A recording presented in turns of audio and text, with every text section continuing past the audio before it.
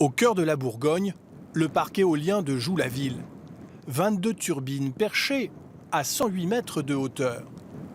Depuis un mois, ces éoliennes produisent de quoi fournir de l'électricité à 44 000 foyers pendant un an hors chauffage. 2 fois la population de la ville d'Auxerre.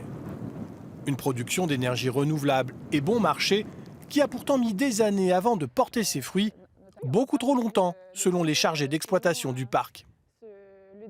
Le permis de construire a été accordé en 2008 et nous l'avons mis en service à la fin de l'année 2016. Donc ça représente 8 ans pendant lesquels le développement du parc éolien a été mis en stand-by.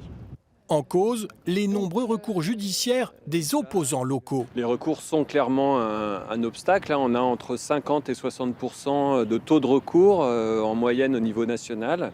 8 ans, c'est dramatique parce que pour installer quelques éoliennes, finalement, c'est aussi long et pénible que d'installer une centrale nucléaire. À Joux-la-Ville, les éoliennes surplombent le village et les hameaux environnants. Même installées à plus de 500 mètres des maisons, certains des 1200 habitants ne s'y font pas. C'est le cas de Geoffrey Chopard, chef d'entreprise locale. Les éoliennes de Joux-la-Ville, c'est ce que nous avons en face de nous tout autour. Un champ d'éoliennes qui clignote, qui bouge pas, qui tourne pas, ça dépend des moments. Voilà, et qui nous pollue l'existence. Avec une dizaine de villageois, il a créé une association pour tenter de faire annuler les permis de construire. Bonjour. Des années de procédure, en passant par la Cour d'appel et le Conseil d'État. Ça va bien. Bon, ça y est, c'est installé, ces éoliennes. Ah oui ? Même s'ils ont perdu au tribunal, ils ne regrettent pas. Pour eux, les éoliennes, c'est le début de la fin de leur village. Quand on arrive à Nitry, il y a toutes leurs éoliennes qui dominent le village comme si c'était un pauvre petit machin dans cette espèce de zone industrielle. On est quasiment certain qu'il y en aura encore d'autres ou qu'il y aura une volonté qu'il y en ait d'autres. Et je pense qu'il y a des chances pour que Joux-la-Ville, ça devienne un champ éolien et qu'il n'y ait plus de place, entre guillemets, pour les habitants. En France, les parcs éoliens sont surtout installés dans le nord, l'est et le centre. En tout, 6 000 éoliennes qui produisent 5% de l'électricité que nous consommons.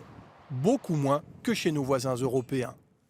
Pourtant, certains territoires ont fait le choix de cette production d'énergie et ne le regrettent pas, comme ici, à Saint-Georges-sur-Arnon, à côté de Bourges.